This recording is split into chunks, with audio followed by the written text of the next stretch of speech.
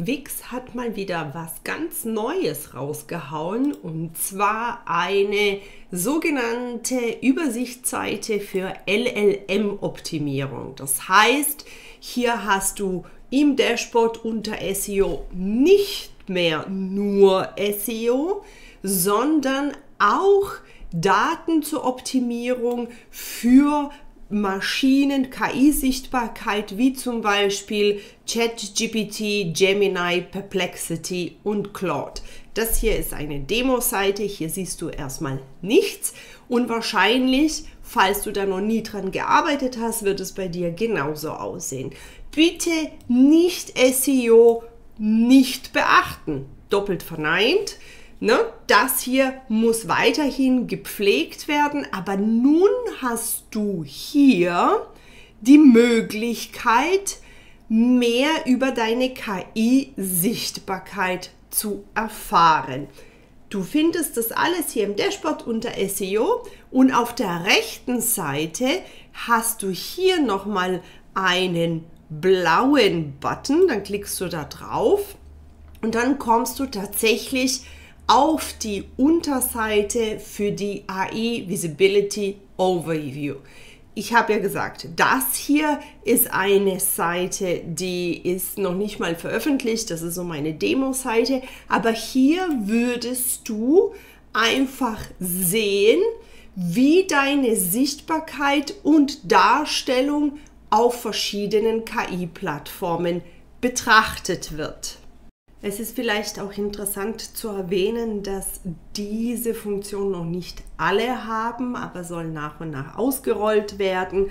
Und wenn du diese Seite, also die AI Visibility Overview Seite, zum ersten Mal öffnest, wird sich basierend auf deinem Unternehmenstyp, den du in den Einstellungen hinterlegt hast, oder aber auch deinem Tätigkeitsbereich, je nachdem, was du machst, eine anfängliche Reihe von Fragen generiert.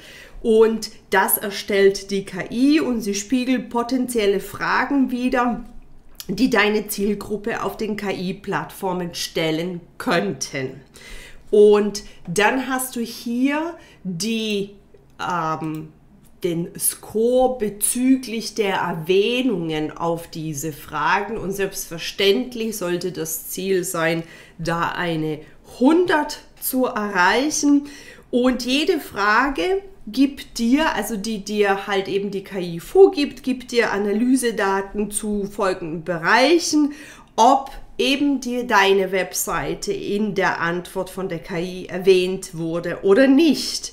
Und auch, ob sie zitiert wurde oder nicht. Ne? Also als ob sie als Quelle verwendet wurde. Und auch marken- und nicht markenbezogene Fragen werden hier berücksichtigt.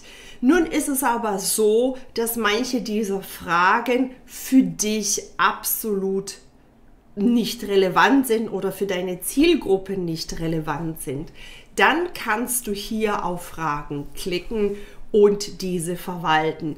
Du hast insgesamt 50 verschiedene Fragen, die du pflegen kannst und somit monitoren kannst. Es würde sich wirklich empfehlen, sich da Gedanken zu machen, denn nur als Beispiel macht es für mich Sinn, zum Beispiel, wo kann ich eine professionelle Wix-Webseite in Niedersachsen erstellen lassen? Das macht für mich überhaupt nicht Sinn. Ich würde diese Frage dann einfach entfernen. Ich habe das jetzt einfach drin beibehalten, damit du siehst. Wichtig ist, wenn du diese Fragen abgedatet hast, dann musst du nochmal den Test laufen lassen. Du kannst nur einen Test pro Tag laufen lassen.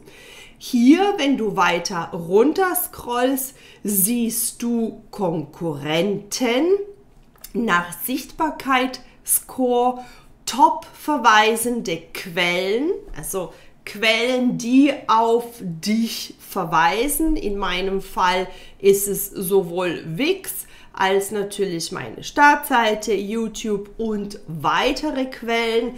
Ich habe momentan meine 100 Tage Content Challenge laufen, in der ich wirklich so viel relevanten Content wie nur für mich Menschen möglich auf öffentlichen Plattformen publiziere, damit ich eben mehr Reichweite und bessere Sichtbarkeit erreiche. Falls du da Interesse drauf hast, kannst du mich gerne mal kontaktieren, dann können wir so etwas auch für dich aufsetzen.